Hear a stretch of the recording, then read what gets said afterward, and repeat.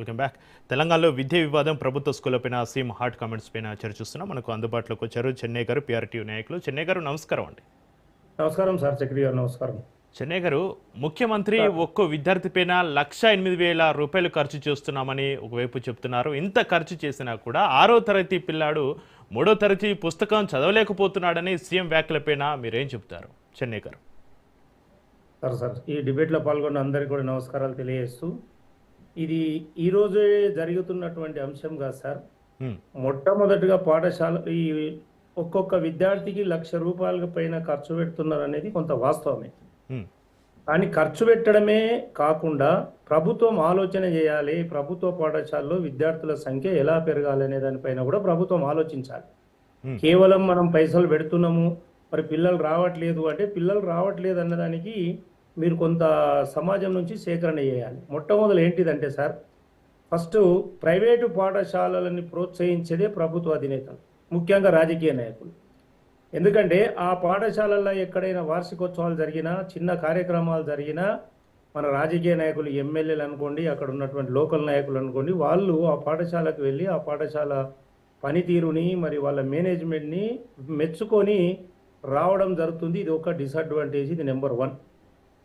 రెండవది సార్, ఇబ్బడి ముబ్బడిగా కూడా ఇది నిబంధనలు ఉన్నాయి జీవోలో. ఏమేమింది అంటే, మన ప్రభుత్వ ఉన్నత పాఠశాల ఉంటే దానికి కనీసం 5 కిలోమీటర్ల లోపల పర్మిషన్ ఇవ్వద్దు అనే నిబంధనలు ఉన్నప్పటికీ, మరి రాజకీయ ఒత్తిళ్లతోటి, ప్రమేయంతో ప్రభుత్వ పాఠశాలలు ఉన్న దగ్గరనే ఇంటర్నేషనల్ పాఠశాలలు, ప్రైవేటు పాఠశాలలకు ఇబ్బడి ముబ్బడిగా ప్రభుత్వం పర్మిషన్ ఇస్తుంది. దీనివలన కూడా కొంత ఈ పిల్లలు ప్రైవేటు పాఠశాలలకు కొంత మొగ్గు చూపుతున్నటువంటి పరిస్థితి ఉంది. తర్వాత మూడవ అంశం ఏంటంటే, ఇప్పుడు ఇంతకుముందు సార్ చెప్పినట్టు కొంత ఇంగ్లీష్ మీడియం వైపు ఆకర్షితులు అవుతున్నారు. దానికోసమే ప్రభుత్వ పాఠశాలలో విద్యార్థుల సంఖ్య తగ్గుతుండ్రు అని చెప్పేసి ఒక 5-6 సంవత్సరాల క్రితము ఆ నానుడుండే. మరి దాన్ని కూడా అధిగమించడానికి రాష్ట్ర ప్రభుత్వం ఇంగ్లీష్ మీడియం పాఠశాలలను కూడా ప్రవేశపెట్టడం జరిగింది. కానీ ఇంగ్లీష్ మీడియం ప్రవేశపెట్టడం ఏదో కారణం అంటే, కేవలం ఇంగ్లీష్ మీడియం లేకపోవడం వల్లే మన దగ్గరికి పిల్లలు వస్తలేరని ఏకైక కారణం ఎక్కడి నుంచో సమాచారం చేసుకొని అడావుడిగా ఉన్న స్కూళ్ళని ఇంగ్లీష్ మీడియం ప్రవేశపెడుతున్నామని చెప్పేసి 6 నుంచి సక్సెస్ స్కూల్స్ అని, తర్వాత 1వ తరగతి నుంచి ఇంగ్లీష్ మీడియం ప్రవేశపెడుతున్నామని యంత్రాంగాన్ని మార్చకుండా, వ్యవస్థను మార్చకుండా, కొత్తగా టీచర్లను రిక్రూట్ చేయకుండా ఉన్నటువంటి టీచర్లనే ఇంగ్లీష్ మీడియంకు బదలాయించి కేవలం 10 రోజులు ట్రైనింగ్ ఇచ్చినంత మాత్రాన మరి విద్యార్థులకు ఆశించినటువంటి రిజల్ట్ రాదు ఏమని నేను అనుకుంటున్నాను. నేను గతంలోనే ఒక 10 years బ్యాకే రంజీవాచార్య గారు ఉన్నప్పుడు నేను ఒకటి రికమెండ్ చేసిన. ఎగ్జాంపుల్, ఇప్పుడు నేను అర్బన్లో ఒక్కొక్క పాఠశాలలో 1,200 మంది ఉన్నారు. ఇప్పుడు శేర్లింగంపల్లె 1,250 మంది ఉన్నారు. అక్కడ ఇంగ్లీష్ మీడియం అంటున్నారు, తెలుగు మీడియం అంటున్నారు, కానీ ఇంగ్లీష్ మీడియం పాఠశాల నడుస్తుంది అనేది ఇంకా సొసైటీలో రాలేదు ఆ మార్పు. మామూలుగా ఏదో కొందరిని ఇంగ్లీష్ మీడియం, కొందరు తెలుగు మీడియం చెప్తుండే అంటున్నారు. నేనేమంటున్నా అంటే, ఎల్కేజీ నుంచి ఇంగ్లీష్ మీడియం పాఠశాలలు సపరేట్గా ప్రారంభించాలి రాష్ట్ర ప్రభుత్వం. ఇది ఇంగ్లీష్ మీడియం పాఠశాల, జిల్లా పరిషత్ ఉన్నత పాఠశాల ఇంగ్లీష్ మీడియం అని, మీరు ఉన్న పాఠశాలనే కొంత ఇంగ్లీష్ మీడియం, కొంత తెలుగు మీడియం అని, ఇంగ్లీష్ మీడియం స్పెషలైజ్డ్ టీచర్లను తీసుకోకపోవడం కూడా కొంత ఇబ్బందికర పరిస్థితి. అంటే కొంత ఉన్నత వర్గాలను ఆకర్షించలేకపోతున్నది. అవునవును, ఇది ఒకటి. ఎందుకంటే మీరు ఇంగ్లీష్ మీడియం మేము ప్రభుత్వ పాఠశాలలో ప్రవేశపెట్టి ఈ నిష్ణాతులైన ఉపాధ్యాయులు బోధిస్తున్నాం అనేటువంటి మెసేజ్ పబ్లిక్గా వెళ్ళిపోవాలి. అది నా ఒపీనియన్ ఏంటంటే, ఇంకా అది వెళ్ళలేదు. పెడుతున్నాము, స్టార్ట్ చేస్తున్నాం, అదే టీచర్లు అని చెప్తున్నాం. ఎందుకంటే ఇంగ్లీష్ మీడియం ఇప్పుడు లేటెస్ట్ ఇంగ్లీష్ మీడియం కంప్లీట్ చదివిన టీచర్స్ ఉన్నారు. ఆల్రెడీ సర్వీస్లో ఉన్న టీచర్లు ఇంగ్లీష్లో చెప్పే వాళ్ళు ఉత్సాహవంతులు ఉన్నారు. మరి వాళ్ళకంతా ఒక ఆప్షన్ ఇచ్చి ఎల్కేజీ నుంచి English medium separate, Telugu medium English medium separate పాఠశాలలు ప్రారంభించినప్పుడు ఎవరు ఏది ఇష్టం ఉంటే అక్కడ వాళ్ళు జాయిన్ అవుతారు అనేమాట వాస్తవం. అయితే ఈ గతంలో ఈ ప్రభుత్వ పాఠశాలలో జాయిన్ కాకపోవడానికి ఒక కారణం మౌలిక వసతులు లేవని. కానీ ఈరోజు మన ఊరు మనబడి అనుకోండి, అమ్మ ఆదర్శ పాఠశాల అనుకోండి, 90% పాఠశాలలు చాలా బ్రహ్మాండంగా కలర్ తోటి, ఫర్నిచర్ తోటి, ఆల్ ఫెసిలిటీస్ తోటి ఈరోజు మంచిగా ఉంటున్నాయి పాఠశాల. మరి పిల్లలు ఎందుకు రావట్లేదు? ఇన్ని చేసిన కారణం ఏంటిది అంటే, కొంత ఇప్పుడు ఇంతకుముందు చెప్పినట్టు సార్, అప్పుడు ఏంటంటే ఓన్లీ జిల్లా పరిషత్ ఉన్నత పాఠశాలలు ఉండే, ఇప్పుడు మోడల్ స్కూళ్ళు, రెసిడెన్షియల్. వండర్ ఏంటంటే ఈ మధ్యనే రెసిడెన్షియల్ స్కూల్ ఎంట్రెన్స్ జరిగింది. పుస్తకాలు ప్రభుత్వమే ఇస్తుంది, మీరు ఈ పిల్లలకు ఎంట్రెన్స్ రాపించి రెసిడెన్షియల్కి పంపిండి అని. మా దగ్గర ఈ క్రీమ్ పిల్లలు ఉన్న వాళ్ళని ఎంట్రన్స్ రాపిచ్చి వాళ్ళు రెసిడెన్షియల్ పంపిస్తే మేమే సంతోషపడే పరిస్థితి వచ్చింది. మా దగ్గర ఉండేటువంటి పిల్లలు చివరికి చివర మిగిలిన పిల్లలే మా దగ్గర ఉంటారు.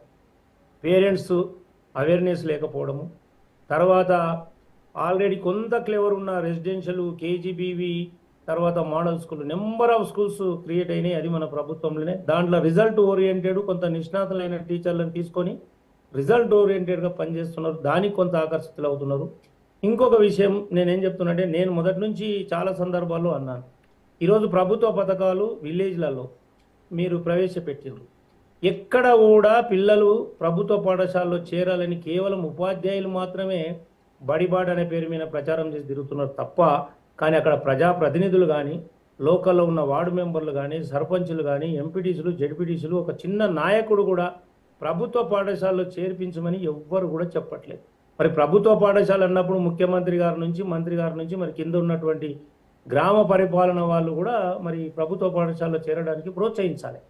అది ఏదో స్టేట్మెంట్లకే పరిమితం అవుతున్నారు, కానీ ప్రభుత్వ పాఠశాలలో ఉన్న వసతులు మీరు కంపల్సరీ జాయిన్ కావాలనేటువంటి పరిస్థితి ఎక్కడ కూడా ప్రభుత్వం నుంచి ప్రోత్సాహం లేదు అనేది నేను భావిస్తా ఉన్నాను. రెండవది ఏంటంటే, ఇప్పుడు వాళ్ళు రేషన్ బియ్యం తీసుకుంటున్నారు, చాలా బీదలు పనికార పథకం పోతున్నారు అక్కడ ఉన్నటువంటి పేరెంట్స్, కానీ వాని పిల్లని మాత్రం ప్రైవేట్ స్కూల్లో జాయిన్ చేస్తున్నారు. మరి ఎక్కడి నుంచి వచ్చినాయి డబ్బులు? కాబట్టి నా ఉద్దేశం ఏంటంటే, గ్రామీణ ప్రాంతంలో కొంత ప్రభుత్వ పాఠశాలలో విద్యార్థుల సంఖ్య పెరగాలి అంటే ప్రభుత్వం కొన్ని స్కీములకు లింక్ పెట్టాలి.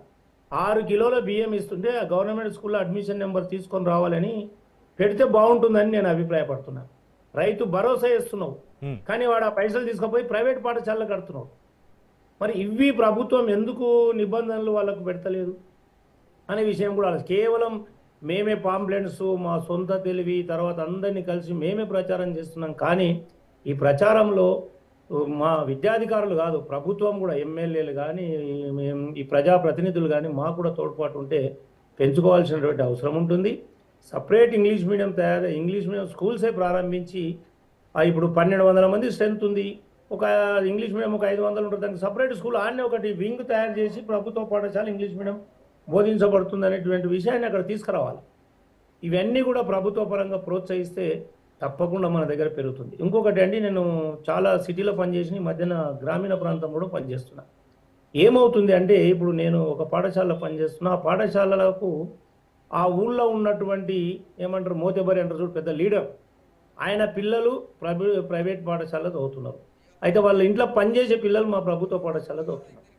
క్వాలిటీ ఎడ్యుకేషన్ వాళ్ళకన్నా మాదే బాగుంటుంది. మేము కాంపిటీషన్ పెట్టి కూడా చూపించిన పేరెంట్స్ మీటింగ్లో, ఒక ప్రైవేట్ స్కూల్ పిల్లోని, గవర్నమెంట్ స్కూల్ పిల్లోని ఇంగ్లీష్లో ఈ యంగ్ ఆరేటర్స్ క్లబ్ అని డిస్కషన్లో పెడితే వాళ్ళు చాలా వెనుకబడి ఉన్నారు. కానీ వాడు చేర్పించాలని ఉన్నప్పటికీ ఒక ఈగో ఫీల్ అవుతున్నాడు. నా పాలేరు పిల్లగాడు ఆడనే చదువుతున్నాడు, నేను కూడా నా పిల్లల్ని ఆడికి పంపించాలి, ఈగో తప్ప అక్కడ నాలెడ్జ్ వస్తుంది పిల్లలకు ఏదో చెప్పండి సార్.